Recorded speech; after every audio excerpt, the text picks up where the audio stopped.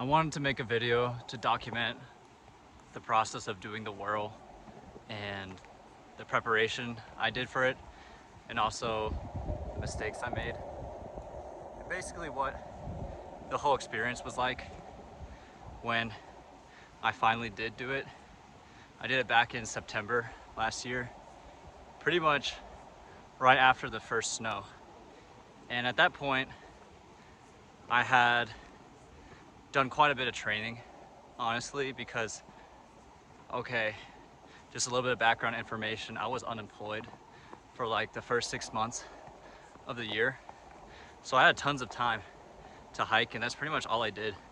I lived near the foothills in Salt Lake City, Utah. That's where I'm hiking right now. I'm on the Wasatch Range right now in Hughes Canyon. Anyways, I did a bunch of hiking when I was unemployed. Like, that's all I would do.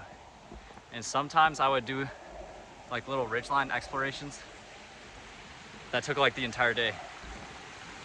And I'm not a stranger to hikes. Like, I used to be a Boy Scout. I actually made it all the way to life.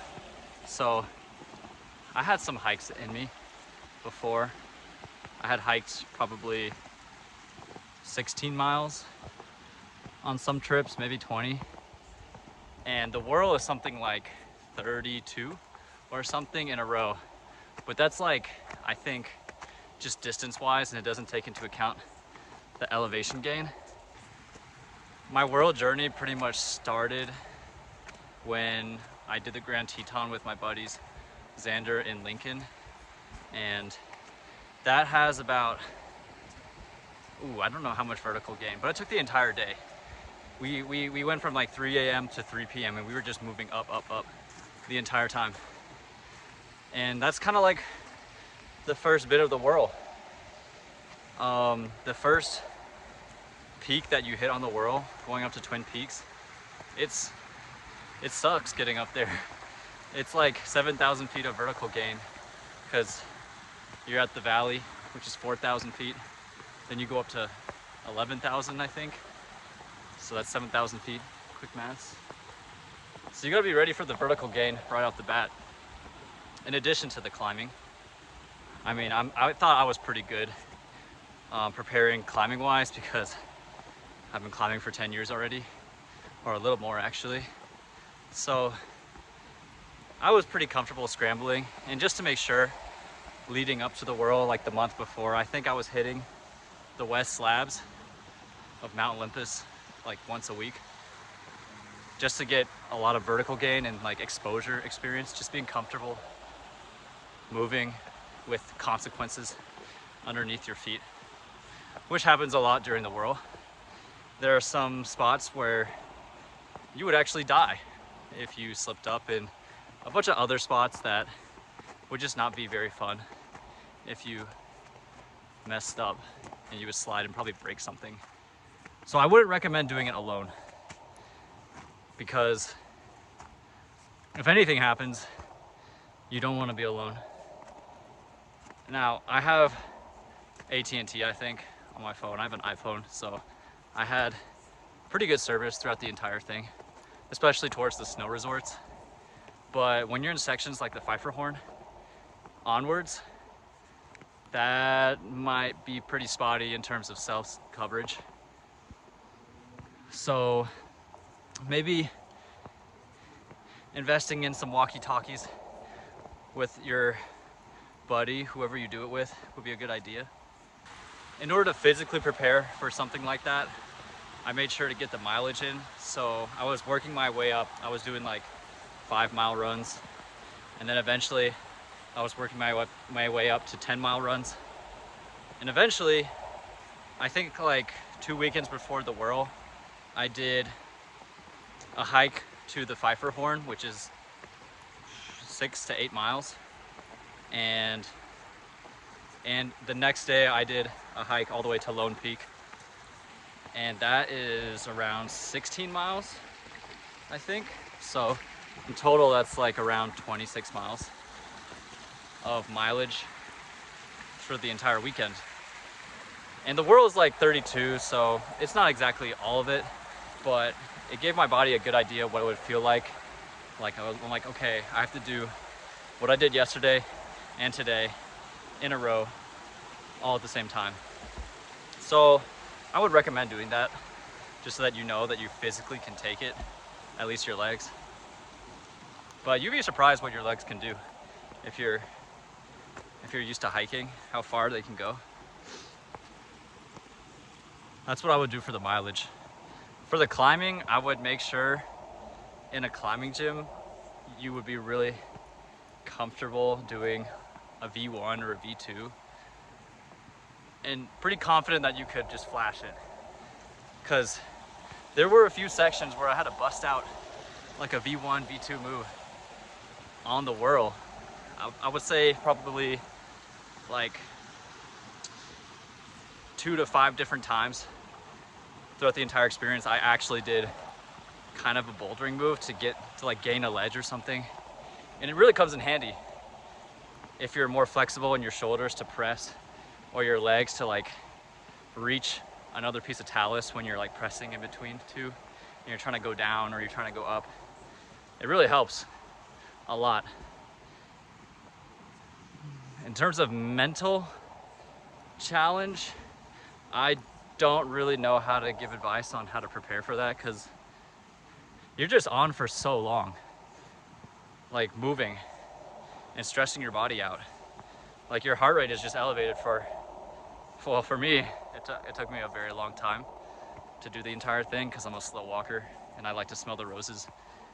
For me, it took like 40 hours and some change, which is not the move, because in my mind, or in my opinion, the most challenging part about the WURL, for me at least, it wasn't the scrambling or the endurance aspect or the altitude, dealing with the altitude.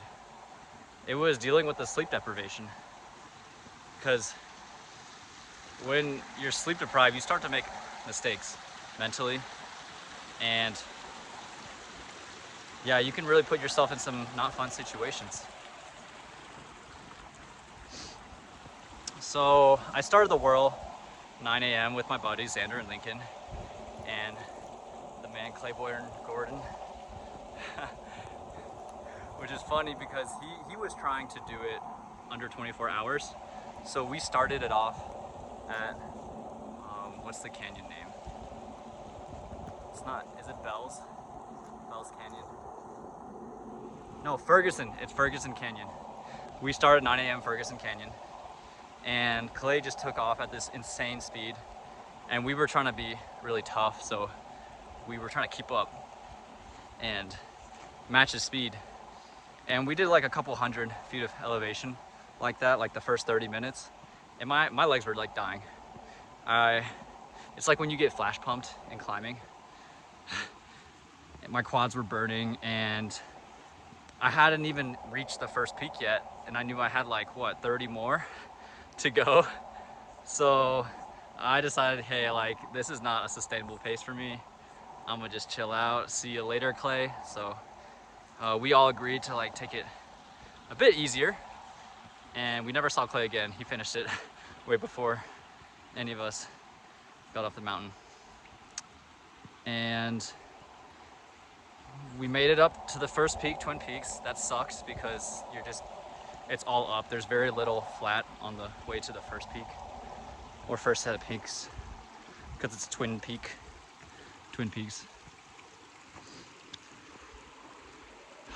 And when you hit the first peak, it's so beautiful because you can finally see the entire challenge in front of you. You can see the entire ridgeline of Little Conwood and also the entire ridgeline of Big Conwood.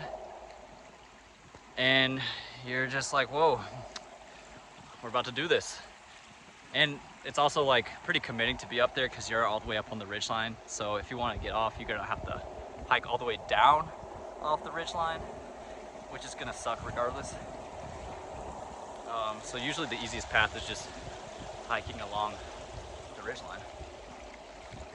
If I were to do it again, I would have placed my stashes much sooner because we actually ran out of water on the way to the first stash. I put it at Cardiff Pass, which is a pretty easy hike to get to.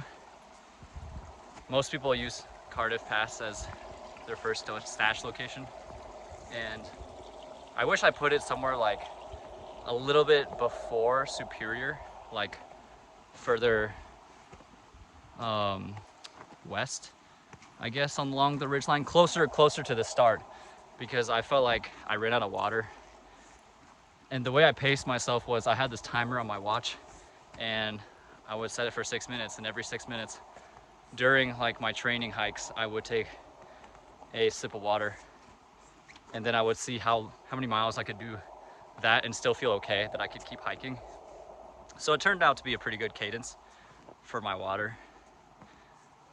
But basically doing that, I ran out of water really quickly, or quicker than expected, because you're at altitude, so I think you get thirstier when you're at altitude. So I would make the first stash Superior. Now for the second and third stashes, I did those at the Hidden Peak tram, because that's super easy. If you're willing to pay for the tram, you just tram up and stash it somewhere under a rock. And the last one was at the Pfeifferhorn, the ridgeline right before that peak. And I think those are pretty good locations for the other two. So we hit our first stash, and it was like Christmas, because my homies were dehydrated, and it was actually getting kind of concerning because there's no water up there. But thankfully, it had just snowed. It was September, and like the first snow of the season happened, so there was a little bit of snow on the ridgeline on the north-facing side. So, I mean, at least we had that, which honestly was a lifesaver in multiple scenarios. Like, it's less stressful to have to not worry about, I don't have any water at all, so I don't have to bonk and crash. You can just pack some snow in your water bottle, and hopefully it melts. Hopefully you don't have like a metal one or a really insulated water bottle, and you can eat the snow, or drink it rather. We made it to the first stash. I accidentally packed seafood in the first stash because I wanted some like actual protein in meals instead of bars, which Xander did not appreciate. He actually yacked it up like a couple miles later. And by that time we had hit the first stash, it was dark. It was like 9 p.m. probably. By the time we hit Mount Wolverine, it was 1 a.m. and my homies bailed. They went back down to the road. So I continued on to Devil's Castle, and I would say mentally, like, that's probably the hardest part, is making it to Devil's Castle, because it's a pretty prominent landmark that you can see from far away. But it just seems so far away, because you're not going straight to it. You're going like around all the ski resorts to get to it. And you also experience some of the chossiest sections of the WURL. Like, Eagles Peak was probably my least favorite peak out of all of them, just because the rock type was like solid enough to put significant amounts of weight on, but as soon as you put too much, like a giant bowling ball sized piece of rock would just like eject. And it's also, by the time you're there, it's like 2 a.m. or 4 a.m. or something like that, so you're just not feeling awesome to be moving in terrain like that. I experienced sunrise on Devil's Castle, literally like on it. I actually tried to sleep during the whole thing. Like, we took a 20-minute break just to like catch our breath, I guess, but I couldn't fall asleep because it was so cold. So yeah, it's cold. I would pack for that. Speaking of packing, I pretty much just had like one of those runner vests on with like water bottles on my chest, so that I didn't have to stop for water. I could just take sips as I went along, which is honestly really clutch. And inside like the zipper in the back, I had like a ton of snacks. I think I carried not as much as 5 liters, but probably like 3 to 4 liters of water, which honestly was kind of not a lot in my opinion. I was really stressed about water the entire time, but we made it work, I guess. And Sunglasses were really important since you're at altitude and you're on the ridgeline the entire time. But yeah, besides that, didn't have much on me. I was trying to move light and stay light because every step you're taking up the mountain, you're going to be carrying that weight with you. By the time I hit Devil's Peak or Devil's Castle, I was psyched. I was like, yo, let's do this. But you're not even really halfway when you hit Devil's Castle. And then I hit the tram, continued onwards. The peaks around the tram suck, I'm not gonna lie. That's like where it really kicks in with the endurance, because like you're after that initial hump of like psych, after the second sunrise, and it's like 10 a.m. and you're still hiking. You're like, damn, I'm still hiking. I'm still doing this. It's kind of heinous. The ridgeline right after Hidden Peak is really cool, but it's just like a lot for doing it all the way from the beginning. But you make it past that, and then you get into the Baldies. And I think from the Baldies onwards, it's pretty much the most dangerous sections of the WURL. You're getting into like the most intense scrambling, and the rock type changes to granite, which is awesome because it's less chossy than the big cottonwood rock, but it's less awesome because it's just like way harder, I think, in my opinion. And it's like, I felt that it was way riskier and easier to just slip and cut yourself, or worse, on a lot of sections, just talus hopping on the ridges. And if I were to do any section, like a long section to practice, it would be that section, because I had to do the Pfeiffer Horn pretty much when I got into the Valley of Bighorn, which I think it's I think that might be Bell's Canyon, actually. It was getting dark for the second night, because I told you I'm a slow walker. And yeah, it was getting bad, because I really didn't want to do Lone Peak and Bighorn in the dark, but I knew I just had to, or I had to bail. But it's kind of hard to bail in that section, because the easiest path back to civilization is that way, unless you just go into Bell's Canyon off of South Thunder Mountain, which I almost missed. I almost missed that peak. It's kind of out of the way on the ridgeline, so I'll be sure to hit that. Honestly, having all trails was a godsend on the entire experience, and I was really stupid not to carry a charger with me. I tried to just put my phone on low battery mode and hope that it would last the entire time, and I just turned it off for certain sections. I also had, like, for the first half, my homies were they had the all trails on their phones, so they were kind of like leading the way, and I was using it more for I actually signed up for the premium subscription, the free trial, the 1 week free trial on the WURL halfway, so I was starting to self-direct, I guess. So my phone was like on 10%. I almost made it. It was on 10% by the time I hit South Thunder, and I was going into the final ridge line and after the sunset. And at that point, I was like I wasn't really hungry, because I had just eaten a lot from my Pfeiffer Horn stash, and I was good, mostly good on water. I was feeling it. I was pretty tired, not gonna lie, my legs. But the worst of all was definitely like how I was feeling from 2 nights no sleep, because you're already 1 night sleep deprived and you're entering into the second night, so you're kind of like hallucinating.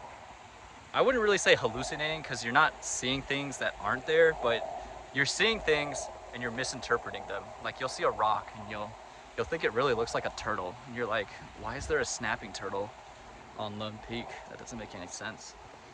But nothing really makes sense, because you're still hiking after 40 hours and you're alone on a mountain. Yeah, at that point I was alone on Lone Peak, and yeah, there was this one section that I wish I ran before, because I didn't know where the trail went. I would say there are not many cairns on the entire thing. On the entire WURL, I did not really see cairns, which is surprising. But also not, because it's like not really the most trafficked path in the range. I decided that I couldn't go down and around this one section. So I just down climbed this really heinous spot on Bighorn Mountain to gain the Lone Peak Ridge. And yeah, it was a really bad decision on my part. I just took way too much risk. Probably could have went really badly if I slipped or something, some hold broke, or yeah, because my phone was like on its last legs. It probably would have died if I tried to call for help along with me, to be honest. But yeah, every WURL attempt probably has some element of that. So just, yeah, I wouldn't do it alone. It's not a smart move. I would not do that alone. And I would train for it and hit the section from the Pfeiffer Horn onwards. Honestly, if you want a really easy but kind of expensive way, I would hit the tram and then just do the tram onwards. That would be an amazing day, honestly.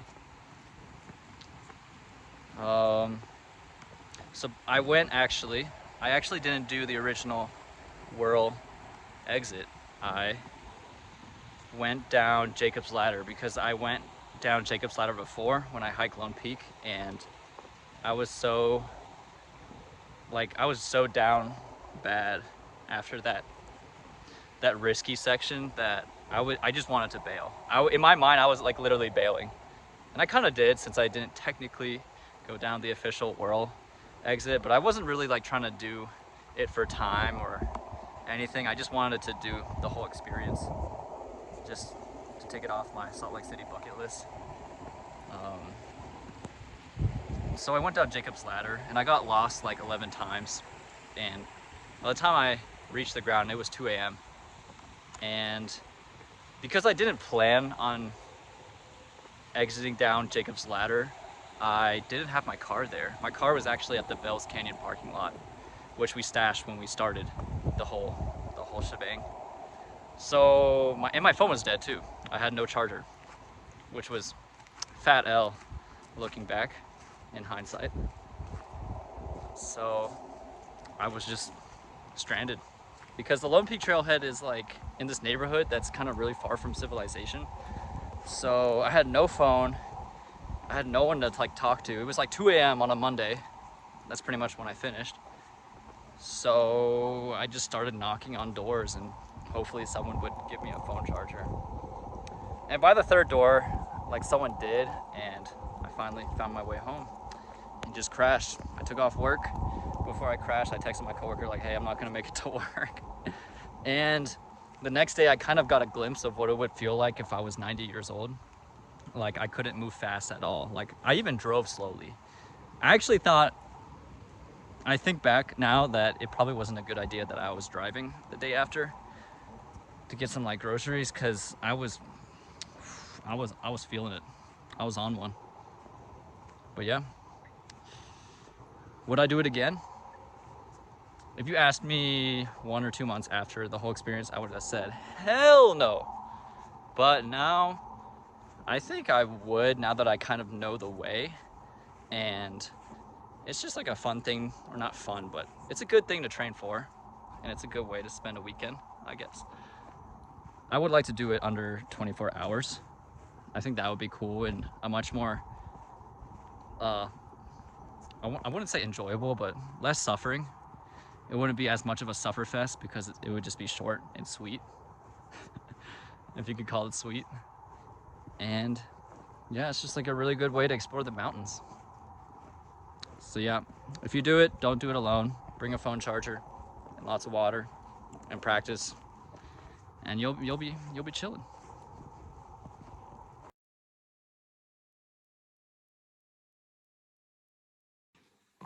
All right. Where are we? We just got past the tram.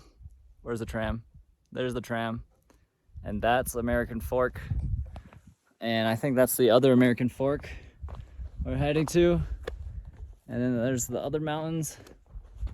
And yeah, came from all the way over there, I guess. There's Della's Castle. How do I feel? I feel pretty good. Like, I could start jogging right now, though I won't because my knees kind of hurt.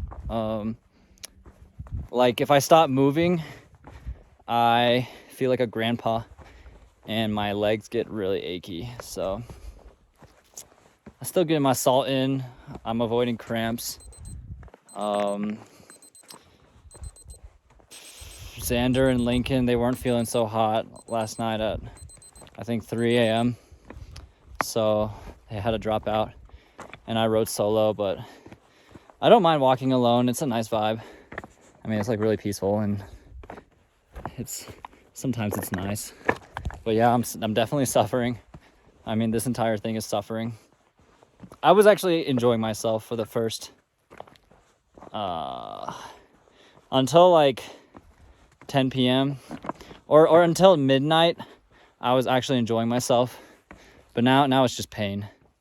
Well, not exactly pain, but suffering. Like, I can now understand why everyone says it's a mental battle. I never want to do this shit again. I just want to get to Lone Peak, man. I mean, first I got to get to the Pfeiffer Horn stash, and but honestly, yeah, I'm ready to get there to Lone Peak and to my car. I just want to get this over with. I've just been moving for so long.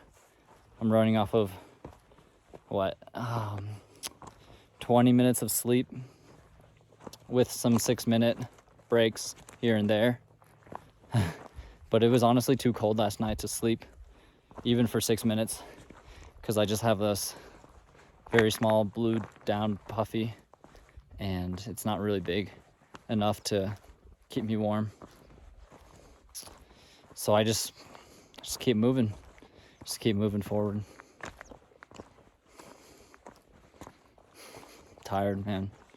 I'm like tweaking. I almost fell asleep on the way to the tram. I was like a walker from The Walking Dead. I was sleepwalking. I was just like a zombie. Yeah, just gonna finish it up.